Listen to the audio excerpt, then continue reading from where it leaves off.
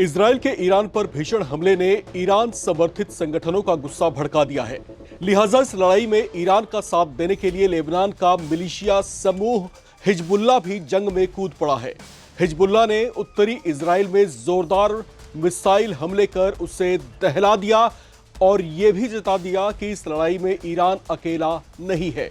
Israel और America के इरादों को कुचलने के लिए हिजबुल्लाह ने इजरायल को अब दो तरफा लड़ाई लड़ने के लिए मजबूर कर दिया है, जिससे ये संकेत मिलने शुरू हो गए हैं कि जिस जंग की शुरुआत इजरायल और अमेरिका ने मिलकर की है, उसे ईरानी सेना और हिजबुल्लाह के लड़ाके लंबा लेकर जाएंगे। क्या इस लड़ाई में हमास भी अपनी बची हुई ताकत समेटकर कूदेगा? क्या रूस और चीन, जो अभी तक इस जंग से एक फासला बनाकर चल रहे हैं, क्या वे भी किसी तरह की प्रॉक्सी वॉर की शुरुआत करने वाले हैं? कहीं ये युद्ध कोई नई विनाश लीला तो नहीं शुरू करने वाला है, क्योंकि यूएई, कतर और सऊदी पर भी हमले हो चुके हैं। आप जिस समय भारत से इस समाचार को देख रहे हैं, ठीक उसी समय इजराइल ने हमलों की इंटेंसिटी तेज कर दी है। इस जंग में हिजबुल्लाह के भी कूद पड़ने से इजराइल का दोस्त अमेरिका भी आग बबूला हो उठा है। आगे बढ़ने से पहले अपनी राय लिखकर भेजें। क्या भारत को इस जंग को रुकवाने की पहल करनी चाहिए? कमेंट बॉक्स में लिखकर अपनी राय शेयर करें। ईरान के सर्वोच्च नेता अली खामेनेई को इजराइल और अमेरिका ने मिलकर मौत के घाट उतार दिया है। तेहरान में भीषण एयर स्ट्राइक कर उनकी जान ले ली गई, जिससे ईरान के अलावा इराक, पाकिस्तान, लेबनान और यहां तक कि भारत में भी उनके समर्थक गुस्से से भर गए हैं। उनकी मौत पर लेबनान का मिलिशिया संगठन हिजबुल्लाह भी जंग में कूद पड़ा है। ईरान के प्रॉक्सी समूह ने इजराइल पर रॉकेट से जोरदार हमले किए हैं। चरमपंथी समूह हिजबुल्लाह ने हमलों की खुले तौर से जिम्मेदारी लेते हुए कहा कि इजराइल की ओर से मिसाइल और ड्रोन लॉन्च किए गए हैं, जो आगे और तेज किए जाएंगे। हिजबुल्लाह ने इजराइल के खिलाफ अपने इस ऑपरेशन को ईरान के सुप्रीम लीडर अली खामेनेई की हत्या का बदला बताया है।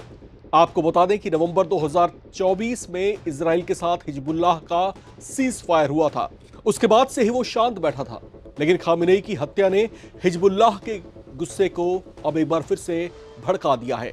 इन हमलों के बाद इजराइल, जो अब तक ईरान पर अपने हमलों पर फोकस कर रहा था, उसे अब दो तरफा युद्ध में कूदना पड़ा है। उत्तरी इजराइल पर हुए हमलों के बाद आईडीएफ ने हिजबुल्लाह के ठिकानों पर हमला शुरू कर दिया है। अब इजरायली मीडिया रिपोर्ट्स के मुताबिक बेरूत में हिजबुल्लाह के कई ठिकानों को निशाना बनाया गया है। आईडीएफ की ओर से जवाबी कार्रवाई को लेकर कहा गया है कि उसने बेरूत इलाके में हिजबुल्लाह के कई शीर्ष कमांडर्स पर हमला किया है और एक बड़े शीर्ष नेता को भी निशाना बनाया है। हालांकि वो शीर्ष नेता कौन है, इजरायली सेना ने उनका नाम अभी फिलहाल उजागर नहीं किया है। आईडीएफ ने कहा कि संगठन को इजराइल के लिए खतरा बनने और उत्तरी इजराइल के लोगों को किसी भी तरह के नुकसान को बर्दाश्त नहीं किया जाएगा। इजराइल डिफेंस फोर्स ने हिजबुल्लाह के हमले का पूरी ताकत से जवाब देने की अब कसम खाई है और यह भी कहा है कि आतंकी संगठन हिजबुल्लाह पहले से ही लेबनान को बर्बाद कर रहा है। अब उसने इजराइल पर हाथ डालने की जुर्रत की है, जिसे बख्शा नहीं जाएगा।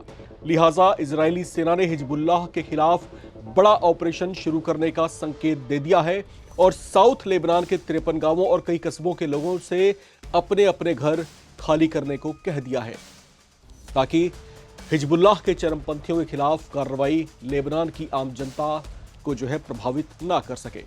इजराइल की ओर से ऐसी धमकियों पर हिजबुल्लाह चीफ नईम कासिम ने कहा था कि अमेरिका अगर ईरान पर हमला करता है तो वो न्यूट्रल नहीं रहेगा।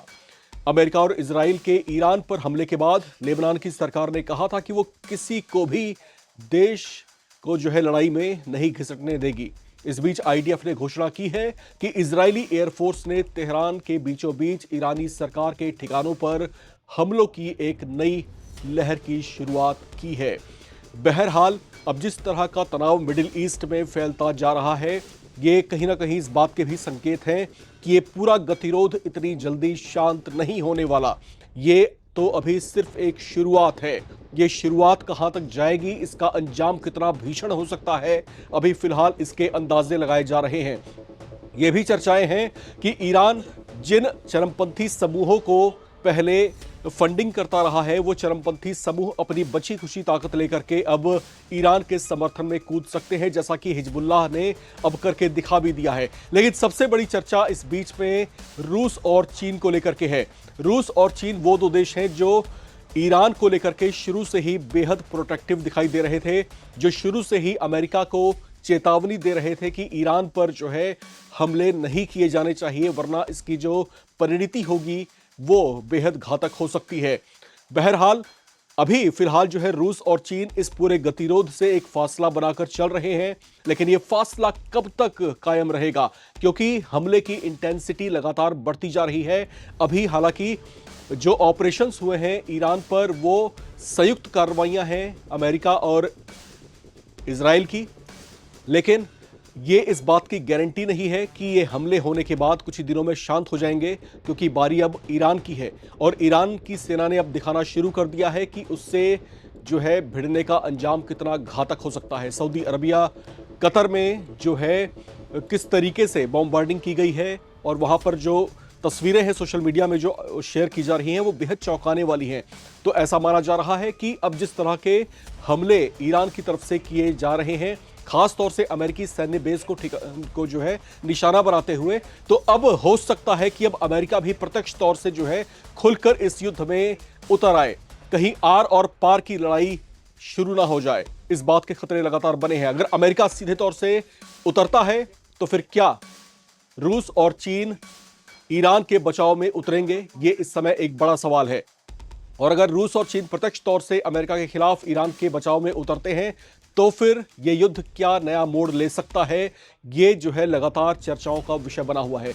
महत्वपूर्ण बात यह है कि पूरा मिडिल ईस्ट फिलहाल थर थर कांप रहा है, खास तौर से जो खाड़ी के मुस्लिम देश हैं जिनका प्रत्यक्ष तौर से इस युद्ध से कोई लेना देना नहीं है, लेकिन उनकी खता सिर्फ ये है कि उनकी जमीन पर अमेरिकी सैन्य अड्डे मौजूद हैं और ईरान जो है लगातार पहले से चेतावनी देता रहा है कि अगर अमेरिका या इजराइल ने ईरान पर हमले तेज किए तो खाड़ी के मुल्कों में मौजूद अमेरिकी सैन्य अड्डों को बख्शा नहीं जाएगा, वहां पर जो है जबरदस्त तरीके से चढ़ाई की जाएगी और ईरान ने वैसा करना शुरू भी कर दिया है। फिलहाल अमेरिका एक तरीके से डिफेंसिव मोड में ही है, उस एग्रेशन में अभी फिलहाल दिखाई नहीं दे रहा जैसी अमेरिकी सेना की फितरत रही है। बहरहाल सवाल ढेर सारे हैं, उनके जवाब तलाशे जा रहे हैं, संभावनाएं बहुत सारी हैं। क्या हो सकता है, इस पर दुनिया भर के जो बुद्धिजीवी हैं अपना अपना दिमाग खुजा रहे हैं। आपको क्या लगता है, ये जो युद्ध की शुरुआत हुई है इसका अंजाम क्या होगा? क्योंकि यहां पर वो ईरान है जिसका अपना एक इतिहास रहा है कि जिसने ईरान को छूने की कोशिश की, ईरान ने उसको कड़ा सबक सिखाया है। इतिहास इस बात का गवाह रहा है। आपको क्या लगता है? कमेंट बॉक्स में अपनी राय लिखकर जरूर शेयर करें। देखते रहें नवभारत टाइम्स।